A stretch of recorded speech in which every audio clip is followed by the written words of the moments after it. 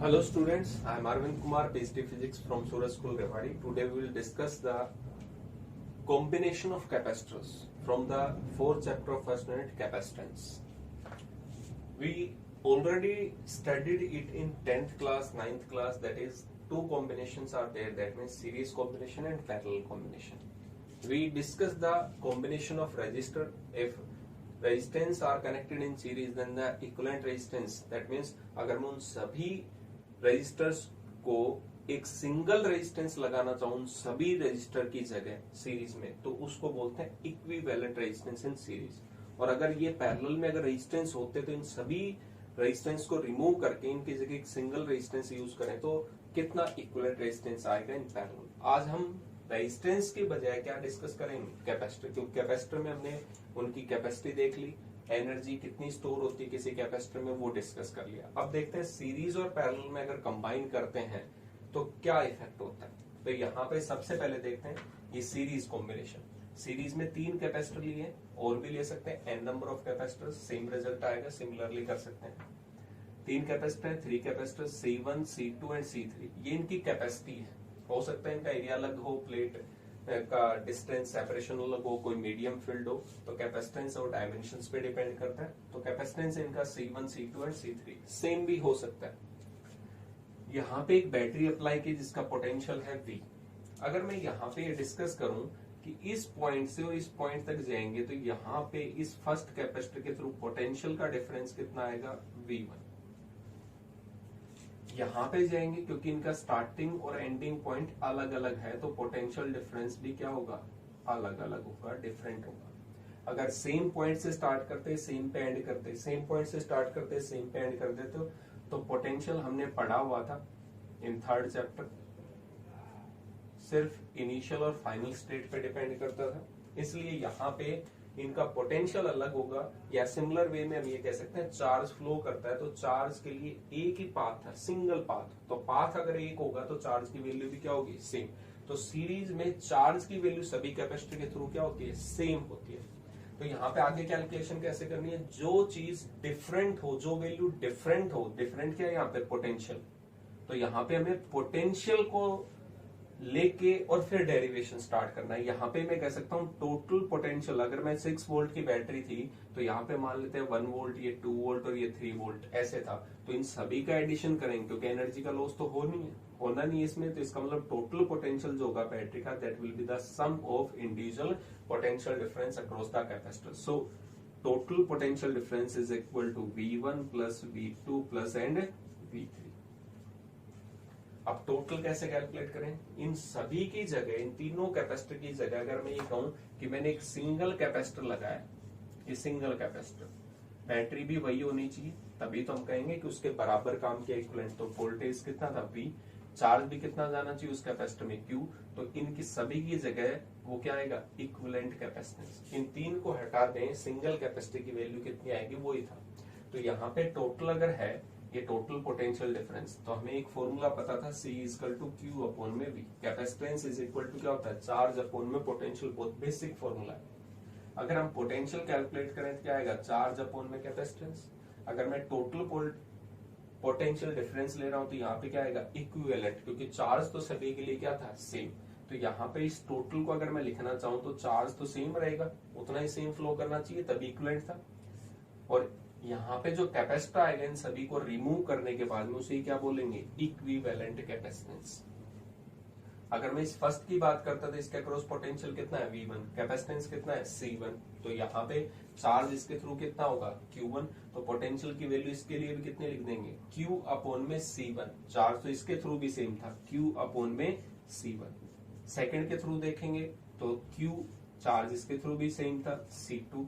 Third के through देखेंगे Q upon में C3। इन तीनों को अगर कॉमन ले ले तो चार्ज सेम था तो क्या हो जाएगा, cancel out. So equivalent capacitance in series combination is 1 upon C1 plus 1 upon C2 plus 1 upon C3 and so on. अगर मैं यहाँ पे n number of capacitor attach कर देता तो कितना हो जाता, plus and so on up to n number of capacitor. तो ये इक्विवेलेंट था।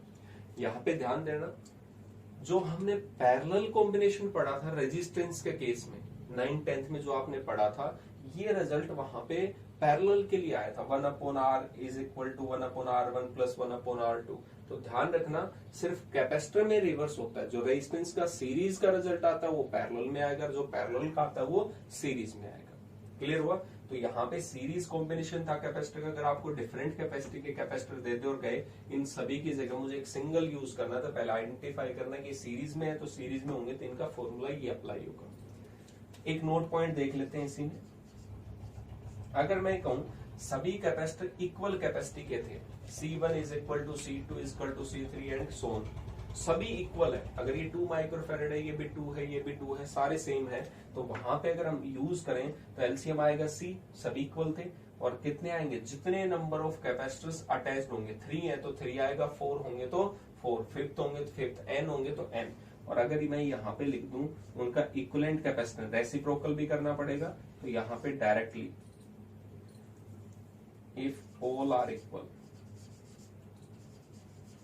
सभी कैपेसिटेंस अगर इक्वल हैं, then equivalent capacitance in series combination is equal to C upon में n। सिंपल सा पॉइंट। C क्या था? सभी इक्वल थे तो किसी की भी कैपेसिटी ले एक सिंगल की। कितने नंबर ऑफ कैपेसिटर्स कनेक्टेड है? 3 है तो यहाँ पे n की वैल्यू कितनी होगी? 3। 2 ही होते तो कितना होता है? Divide by 2। यहाँ पे 5 होते तो डिवाइड बाय 5। ध्यान रखेंगे शॉर्ट ट्रिक बन जाती है आपको इसमें सॉल्यूशन के लिए, तो बार बार उसको सोल्व करने की जरूरत नहीं। इक्वल है तो जितने नंबर ऑफ कैपेसिटर हैं उनसे डिवाइड कर देंगे एक सिंगल की वैल्यू। ये तो था सीरीज कॉम्बिनेशन का, डेरिवेशंस भी है और हमने एक शॉर्ट ट्रिक भी पढ़ी इसके बारे में। नेक्स्ट आता है पैरेलल कॉम्बिनेशन। पैरेलल कॉम्बिनेशन कौन सा होता है? जिनके सभी कैपेसिटर की एक प्लेट जो है वो एक पॉइंट पे अटैच्ड होगी और दूसरी प्लेट है वो दूसरे पॉइंट पे अटैच्ड होगी। जैसे इस फर्स्ट प्लेट यहाँ पे अटैच्ड है, इसकी भी यहीं पे अटैच्ड है, थर्ड की भी यहीं पे अटैच्ड है, सेकंड प्लेट इस साइड में अटैच्ड है। इसका मतलब ये सारे कैसे हैं? Parallel combination. वहां पे क्या था? एंड टू एंड कनेक्शन था।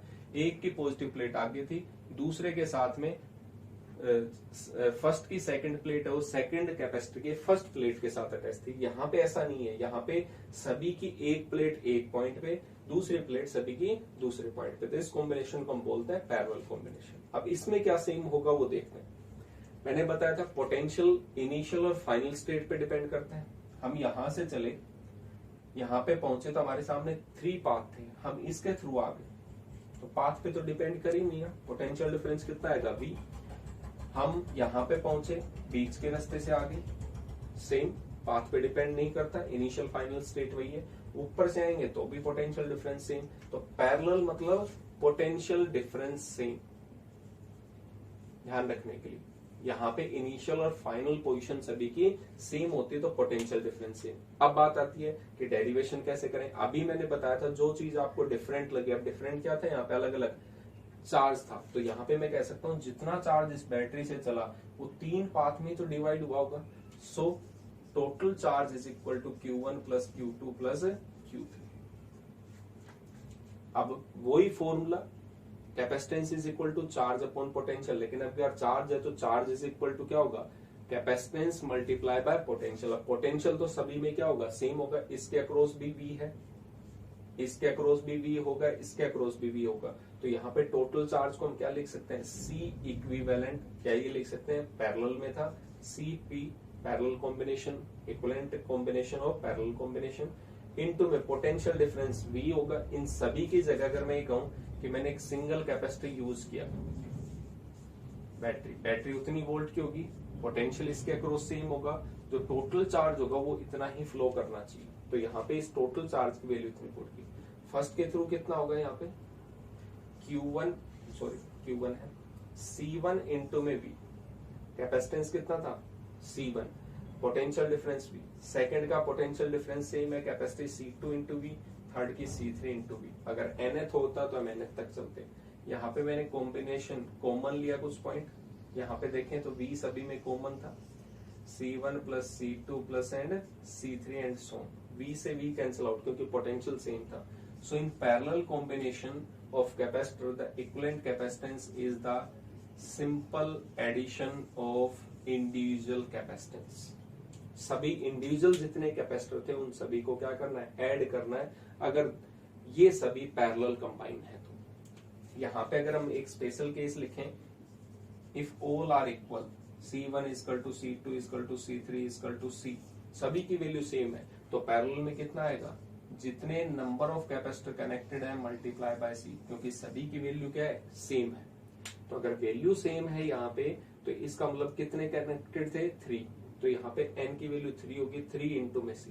अगर 2 कनेक्टेड होते 2 इंटू C, फिफ्थ होते 5 इंटू C, तो ये शॉर्ट ट्रिक बन जाती है यहाँ पे। तो ये था कॉम्बिनेशन ऑफ कैपेसिटर्स अगर कंबाइन होते हैं। कैपेसिटर के केस में रिवर्स केस होता है रजिस्टर से, ध्यान रखेंगे। जो रजिस्टर्स का सीरीज का केस था वो यहाँ पे पैरेलल में होगा, और जो वहां पे पैरेलल में था वो सीरीज में होगा। सिर्फ कैपेसिटर में ही उल्टा होता है, बाकी रेजिस्टेंस का सेम आपने याद कर रखा है, इसलिए मैं उल्टा बोल रहा हूँ, क्योंकि रेजिस्टेंस 9th-10th में पढ़ लेता हूँ। ठीक है।